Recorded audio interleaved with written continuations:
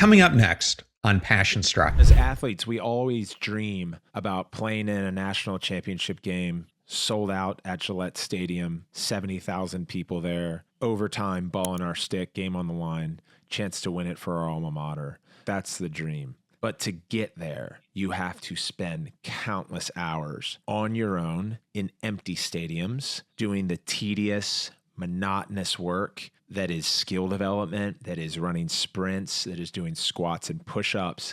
That has to be what you fall in love with, such that you can experience that moment that you dream of. And the athletes that fall in love with the process, that get into the detail during practice, that understand that they actually improve the most when they practice away from practice, especially team sports. You hear whether it's Larry Bird's story or Michael Jordan's story. So practicing away from practice, when you're on your own in the quiet, the early morning hours, the late night hours, that's where the best end up rising to the top. Welcome to Passion Struck. Hi, I'm your host, John R. Miles, and on the show, we decipher the secrets, tips, and guidance of the world's most inspiring people and turn their wisdom into practical advice for you and those around you. Our mission is to help you unlock the power of intentionality so that you can become the best version of yourself. If you're new to the show, I offer advice and answer listener questions on Fridays. We have long-form interviews the rest of the week with guests ranging from astronauts to authors, CEOs, creators, innovators, scientists, military leaders, visionaries, and athletes. Now, let's go out there and become Passion Struck.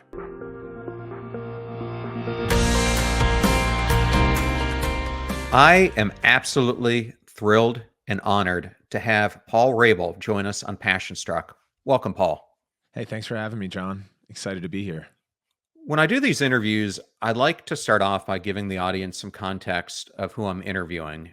And for you, I wanted to do that by exploring your childhood a little bit. It turns out that you and I have a few things in common.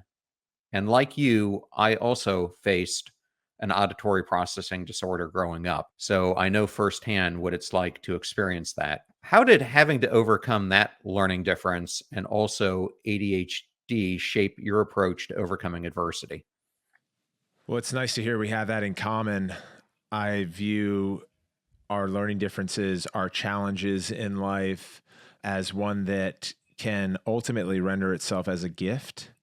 So for me, growing up and struggling in the classroom because I just learned differently required me to study more, study harder, develop mnemonic devices as techniques to retain information, learn how to storytell, make sense of things through alternative narratives.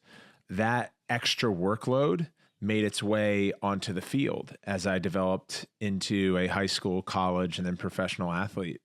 I just noticed that I worked harder than everyone else. And I think it was ingrained in me because that was how I assimilated to the traditional education system. If we're lucky enough in life to progress and develop a sense of perspective, we realize that our greatest challenges were ultimately the biggest avenues of growth. It's very interesting because my daughter inherited the auditory processing dysfunction as well. And just seeing how hard she's had to work to achieve what she's achieved, but also how much fulfillment it's brought her is really interesting from the eyes of a parent. When I think about learning and processing, you hear it on the athletic field all the time where a coach will get mad at his player and he'll say, "You're not listening." And you sit back and you go, "I am listening." Like, what? And it becomes an emotional thing. That's how relationships end up in rows. I've learned through the educational process for me that first, consuming the information, whether it's through reading or listening, viewing. The second is then writing it down. So I've been keeping journals for 25 years. I fill them up every quarter, and I would always take notes in class. The third is actually the one most left off, and that's teaching the material, or at least attempting to verbalize it to someone else. And I learned that in an R&D class I took when I was younger, and I feel it now, especially as a coach to a lot of the younger next generation lacrosse players, is it's difficult when you first give it a go. That's why we should always practice ahead of our oral presentations.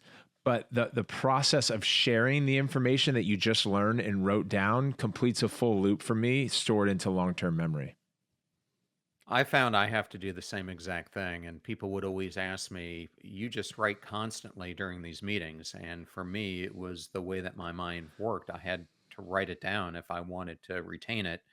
And then even if I was in a meeting, I tried to ask questions back to the people who were in the meeting, basically reiterating what they were saying. So what you were taught, it seems, was the same thing that I was taught. 100%.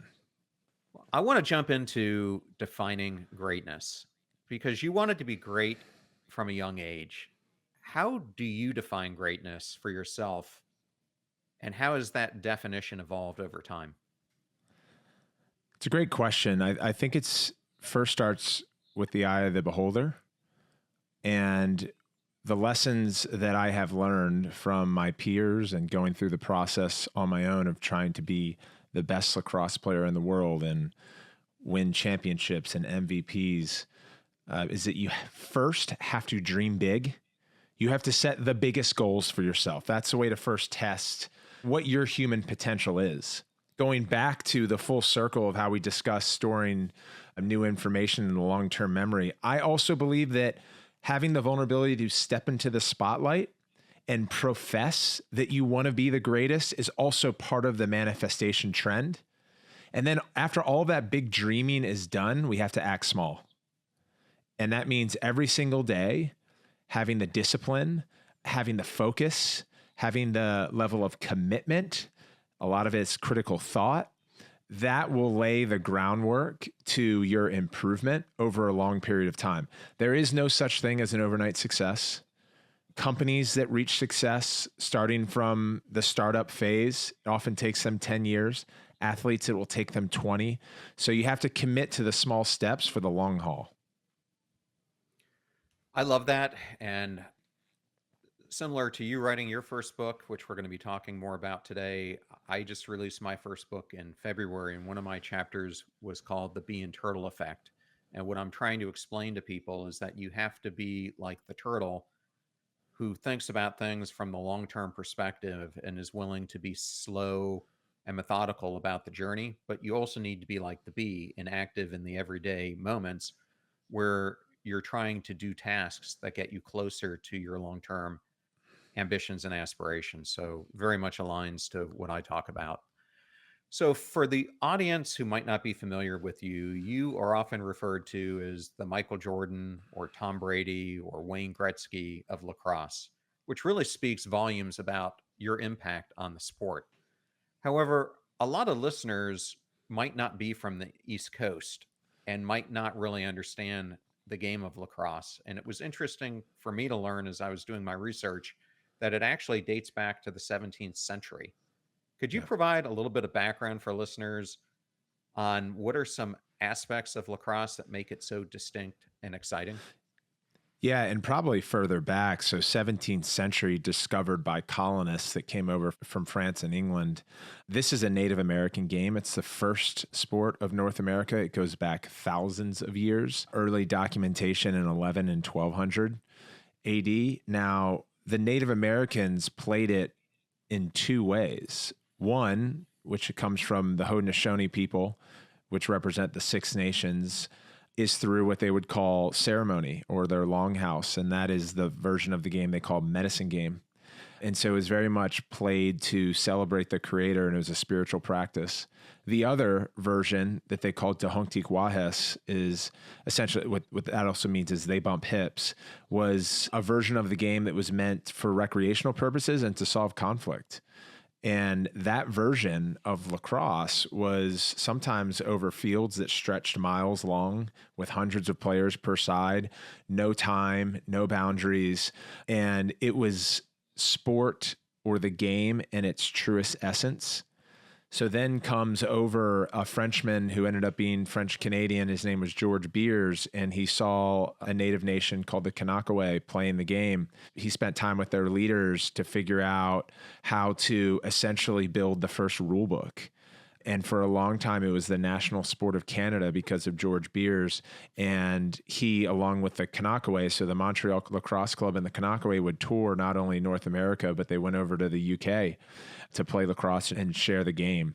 From there, it made its way into New York, where Manhattan College and NYU were the first universities to play in the 1800s.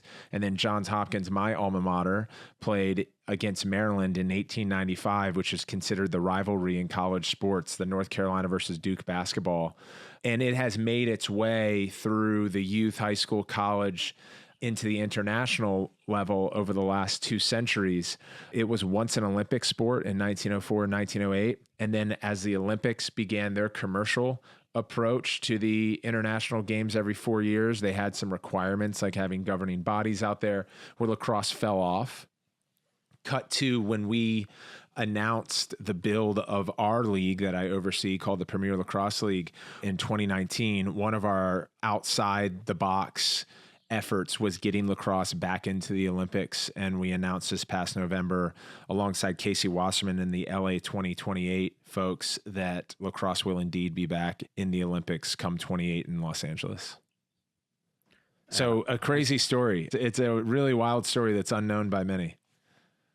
No, I think it's fantastic because my son played lacrosse. We were living in North Carolina, where it was a pretty big sport, and I loved it because it kind of fuses hockey, which I loved playing, soccer, football, kind of into one sport with elements of each. Because it's predominantly played in eastern states, we moved from North Carolina to Austin, Texas, where it was actually still being played. They just weren't as good at it. And then, unfortunately, we moved to where I live now in the Tampa Bay region, and they weren't playing it at all.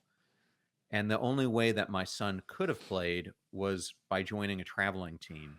And this is something I wanted to ask you about, because there's a concern that I often hear about, that the demands of travel sports are negatively impacting American families. And for people who don't live in the regions where lacrosse is played the most, that's their only option. How do you think people who find themselves in this situation can maintain a healthy balance when a child's involvement in travel sports can sometimes become too central to the family's overall life? Yeah, it's a great question. So a couple of things. First is that James Naismith, who started basketball, was also Canadian, and he took those peach baskets and the idea of a ball.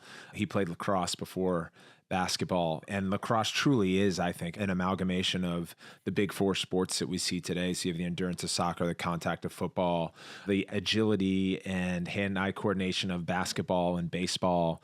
It really is the best of all, is the way that I feel. And really, I think a reason why, if a lacrosse player in your neighborhood, they are so passionate about it, it really fulfills the wider range of skill sets and even artisanship.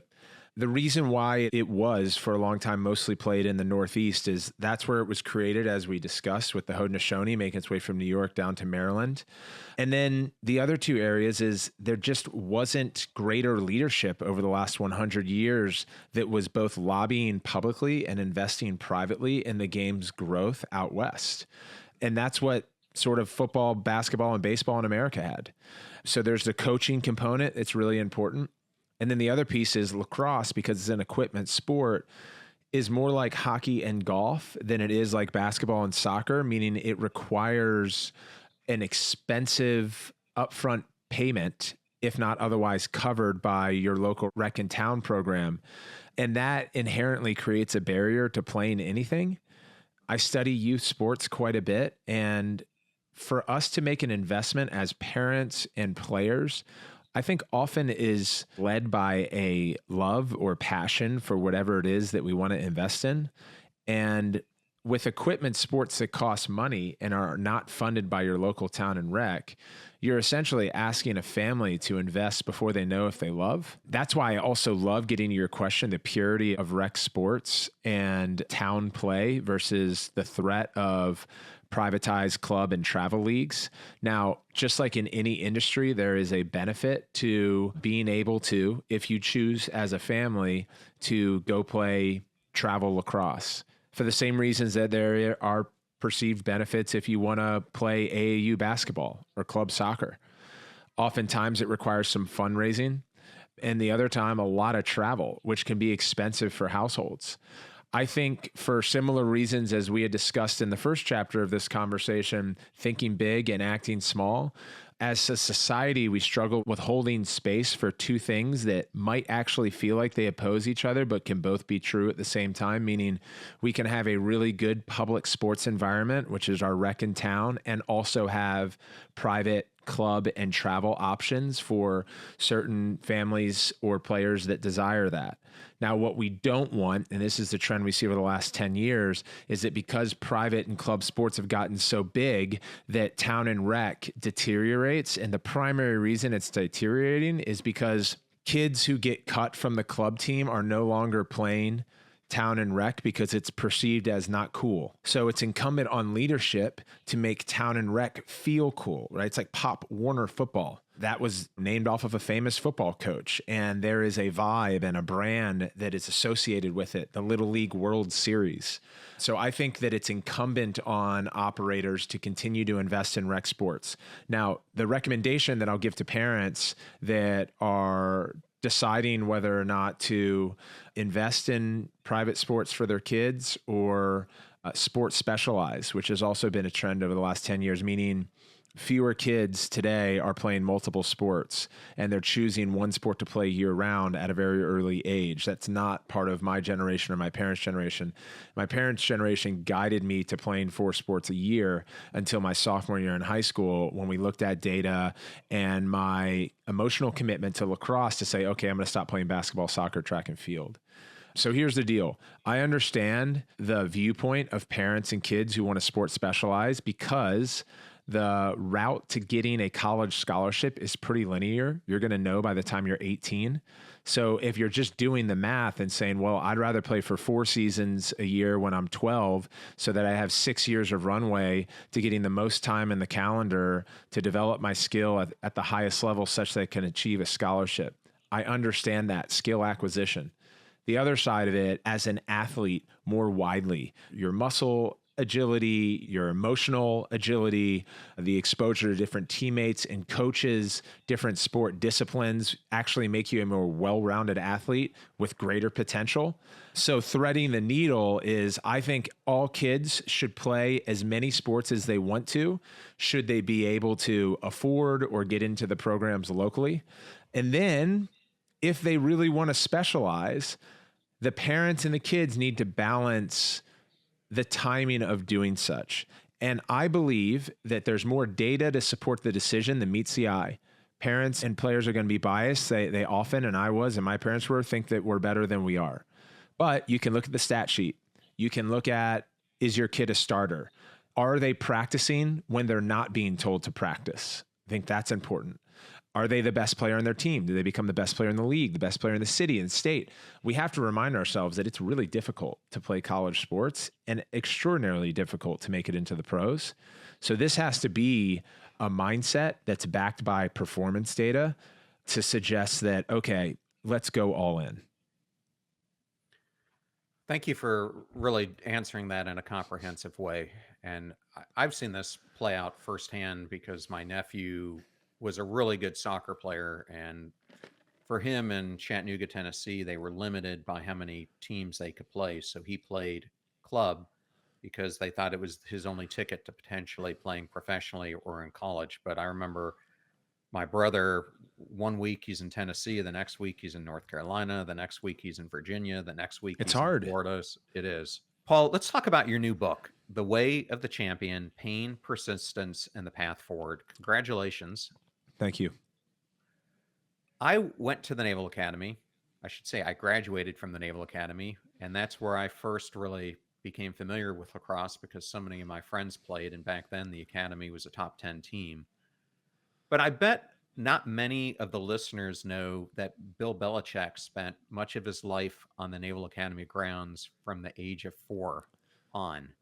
His father, for those of you who don't know it, was an assistant football coach for 33 years. In fact, a couple of my classmates were able to send me a picture that his parents are actually buried on the Academy grounds. I bring this all up because Bill wrote the foreword for your book, and I wanted you to tell the story of how you met him and then how he actually recruited you to be a safety for the Patriots. Yeah. So Coach is a dear friend. He's been a mentor. I've known him for about 20 years now. He grew up playing lacrosse. It's one of his primary loves. He keeps sticks in his office like I do back here. And whenever we get together, we try to go have a catch and a shot on net. He used to watch his father study film at the Naval Academy, and that's why he became such a great student of football, cut to winning 8 Super Bowls. Coach Belichick has a level of curiosity and humility unlike anyone I've ever met that is at the top of their game. And the way that comes to life is he is always asking questions. He's asking for help. He's looking across the aisle at his peers in other industries to try to learn. In this case, my head coach at Johns Hopkins, Dave Petramala, became friendly with Coach Belichick because Coach Belichick wanted to understand how this team in Baltimore had been the number 1 team in the country for 6 straight years and gone to 6 straight Final Fours and won 2 national championships. So he met with Coach Petro, asked if he could come to a practice. When I heard that Coach Belichick, my junior year, was coming to one of our practices, I asked as a captain my coach if I could get 10 minutes of time with him. So he asked Coach Belichick. Bill said, sure. After practice, I sat in an office with him and probably pelted him with 20 questions of my own. So the two of us built a bond and then a friendship over those next 2 years, I think around our shared curiosity. That ties into a lot of the lessons that I share in the book. I would say if you look at the best athletes, entrepreneurs, and entertainers in the world, they're all incredibly curious. And that's why they develop at a rate that they do. That's why they have so much resilience. That's why they are able to respond from loss so well, is they comprehend, they understand, and they ask questions. So I finished my career at Johns Hopkins, began playing professional lacrosse, was on the national team my second year out of graduating, and Coach Belichick and I would try to get in the habit of going to dinner a couple times a year, and he would invite me out to watch the Patriots play. And at one of our dinners, he had asked if I had ever thought about playing in the NFL. And I told him yes. I told him that I was interested in being a receiver. He thought I'd be a better strong safety. We left the conversation saying, hey, let's think about next summer coming to OTAs and giving this thing a shot. So I started working with my strength and conditioning coach. This was before, by the way, Chris Hogan made the crossover, who was also a college lacrosse midfielder like me. He went to Penn State. Then he ended up trying out in the NFL. 5 years later, Bill Belichick takes Chris Hogan to be a receiver on the Patriots, and Chris ended up winning 3 Super Bowls. It's weird how life comes full circle. When Chris retired from the NFL, he came back and played in our league, the PLL, for a season and was my teammate for my last season playing. Going backwards, Bill and I decided together that the more daring path for me would be to stay in lacrosse and try to pursue greatness. To your first question, John. He knew that I had just come off an MVP campaign. I was a starting midfielder for Team USA, and that I wanted to play for the next 15 years of my life. And while I could have grinded it out as a practice roster player, then broken a roster, worked my way up, having the courage to build something from scratch when many were telling us that we couldn't, was where we arrived. And that began my professional career as a lacrosse player, then entrepreneur.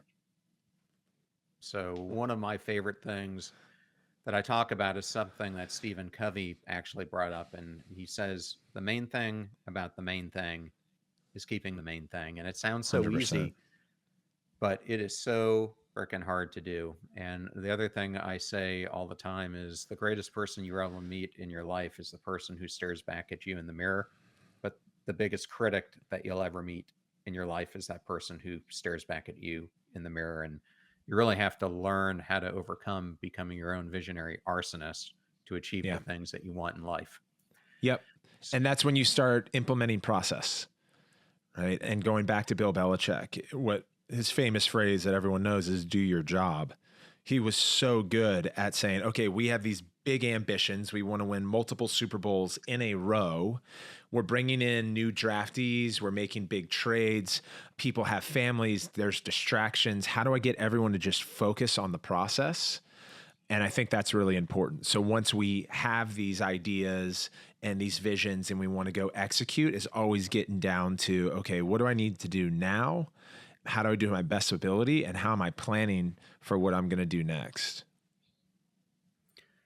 Yeah, I'm glad you brought that up because I interviewed Sean Springs on this show a couple of years ago. I love Sean. And Yeah. Yeah. If people don't know who he is, Sean played for the Seahawks, then he played for the Redskins, now whatever they're going to call themselves. The Commanders, yeah. And if that even sticks, and then the Patriots. And I asked him what made the Patriots so much different. Could he actually feel a difference? And he said it was completely the system. He said there were no excuses. Everyone came in there to do a job, and you were expected to come and show up every single day and to treat practice just as you would treat a game. So it definitely is a mentality. And I love that interview with him because it showed just how different each team was.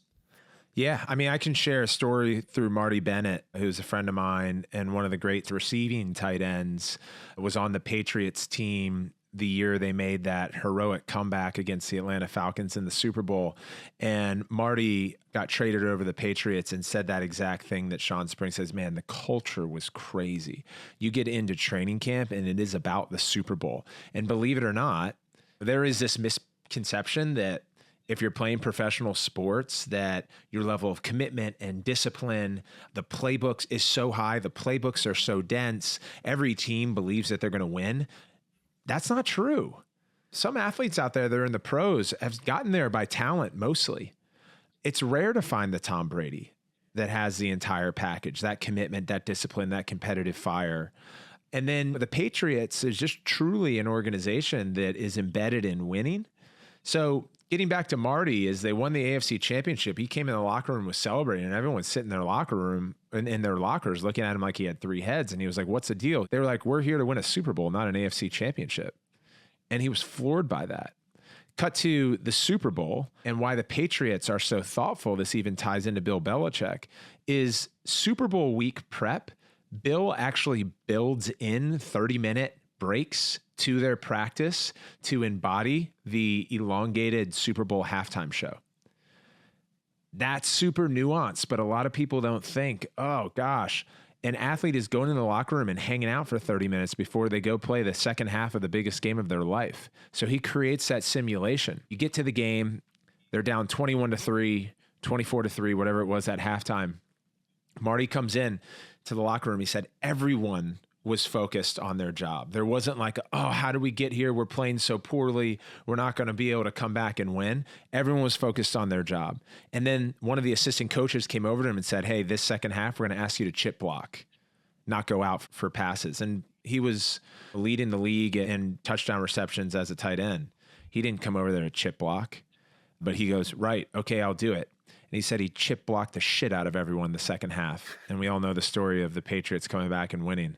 So it talks about culture. That lesson is in culture, in preparation, in humility, and then in execution.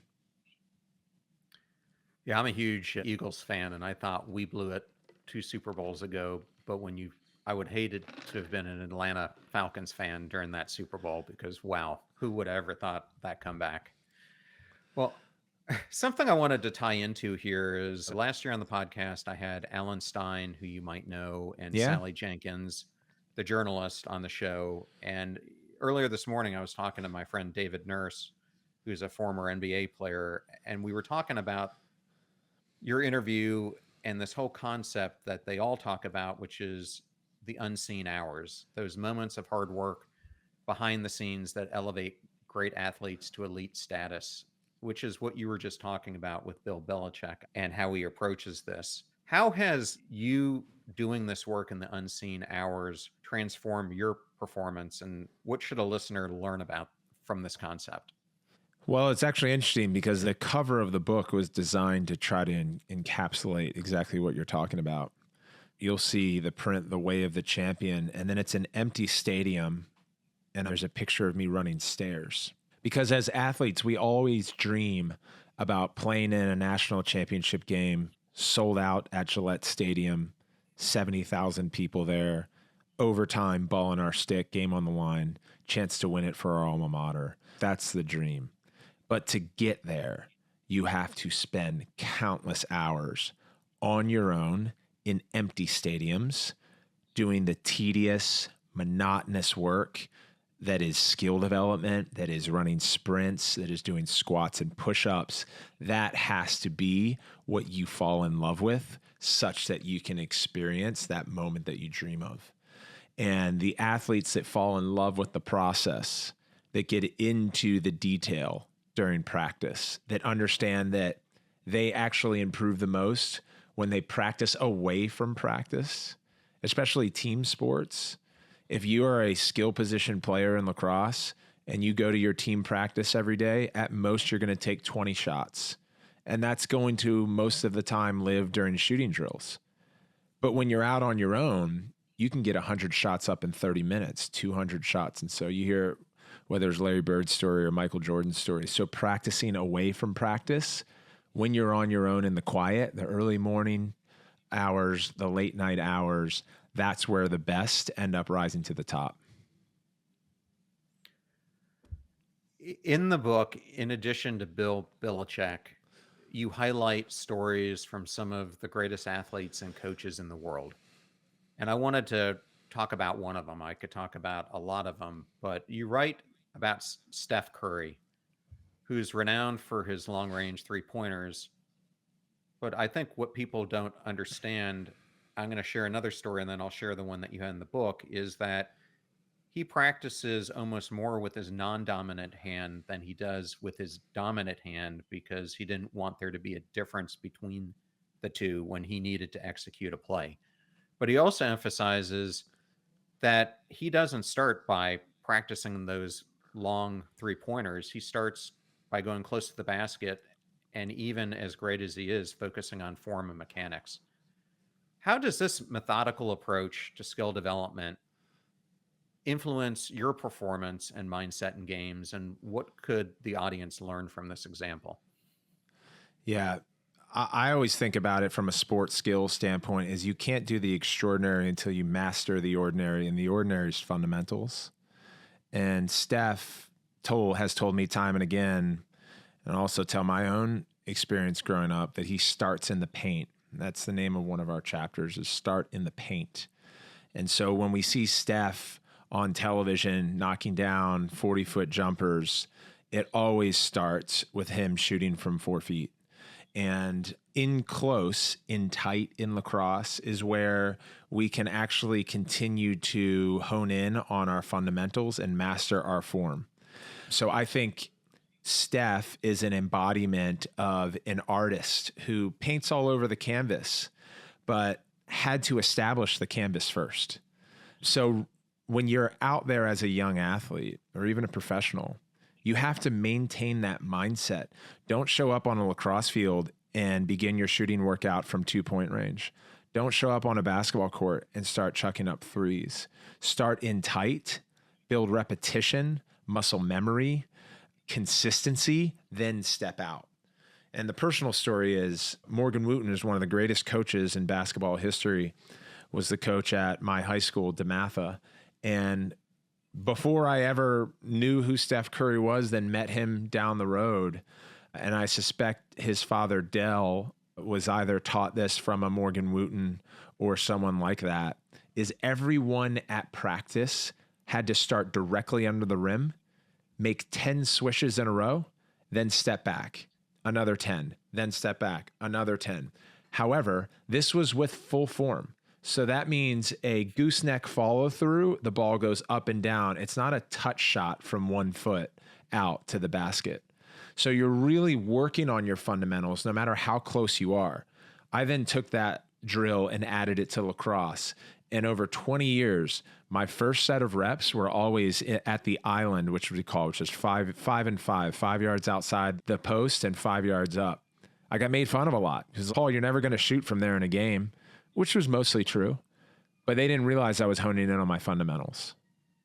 Such an important topic, and thank you for sharing that. Another thing that I've heard you describe yourself as is a competitive compromiser. Can you elaborate on how you balance the need for competitiveness with the necessity for kindness and empathy? That's a great question. I will zoom out and first explain the structure of the book. The book's called The Way of the Champion. The subtitle is Pain, Persistence, and the Path Forward, which I tend to get along with. The only two things we can count on in life, and especially in sports, is pain and patience. We've talked about playing the long game. Pain, you will lose. The greats all lose. And actually, counterintuitive to what people think, winning comes easy to them. They've actually lost more than most. They've built resilience, and through that resilience, they succeed. So understanding that, we talked about the cover of the book, and then the book is broken into 3 parts: amateur, professional, then beyond the game. Some of the lessons that I've pulled and shared are reoccurring, but others evolve.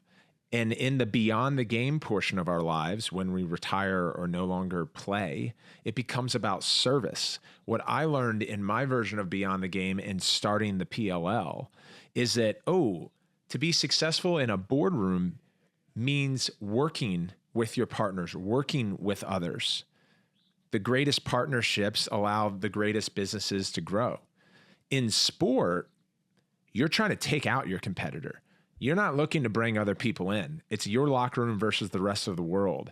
And it is the hardest worker in the room, the team with the greatest chemistry, and those that don't let up, whether they're winning or losing. In business, it's about compromise. If you enter a partnership where you're getting a leg up in the negotiation, assume that partnership's not going to renew. So I talk about competitive compromise as the third portion of my book evolves, and the lessons then transmit into our careers, into our romantic lives, into our family and friends, into our community service. I think compromise becomes very underrated, is often misunderstood, and it's a key to success. Yeah, after hearing about our Secretary of State's visit to China today and reading the news, it seems to me like competitive compromise is something that might work well in that relationship. My last question for you is, you have achieved so much in sports, in the PLL, in all the businesses that you started. What new mountains are you looking to climb in the coming years? Well, right now, in the spirit of our singular focus discussion, is making lacrosse a top 5 sport in North America. And the vessel of which I'm working day to day on is through the Premier Lacrosse League. So how do we become a top 5 sports league in North America? But to become a bigger league, we need more participants at the grassroots level. We need more nations playing the game. We need accessibility to increase. So a lot of my time spent in this mountain that I'm climbing is around getting sticks in hands, goals on field, attention on lacrosse, educating people on the history of the game. It is an enormous mountain, but it's one that I'm uniquely positioned to climb, given that I've played for almost 30 years of my life. And it's a game that I feel not only spiritually connected to, but really love as a former athlete. Paul, it was such an honor to have you on Passion Struck today. Thank you so much for joining us, and congratulations not only on your book, but what you're doing with the PLL. Appreciate you, John. Thanks for having me. It's a great conversation.